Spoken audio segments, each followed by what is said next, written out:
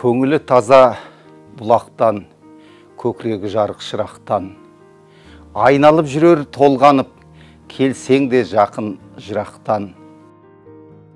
Аяғың жерге жеткенше арқалап жүріп жұбатқан, әлемді кезіп жүрсе де әлдей кетпес құлақтан. Анаңнан асыл бар мекен. Адамзат үшін анадан ардақты болмаса керек.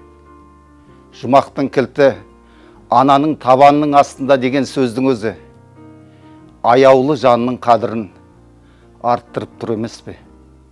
Бір қолымен бесігін, бір қолымен әлемді тербететін аналарымызға жүрек жарды ақ тілектерімізді күн сайын айтсақ та артық емес. Көктемнің алғашқы шуағын ала келетін айтулы мерекесінде аналарымызға, аруларымызға ақ тілегімізді ақтарсақ шабыттанып кететіні сөзсіз. Жақсы сөз садақа дейді хадисте.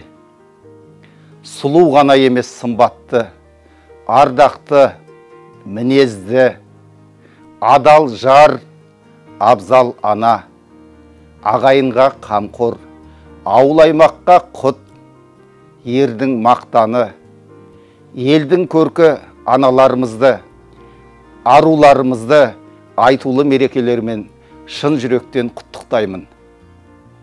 Денсаулықтарыңыз мықты болсын, мерекелеріңіз құтты болсын, жүздеріңіз жарқын болсын, ұстағандарыңыз алтын болсын.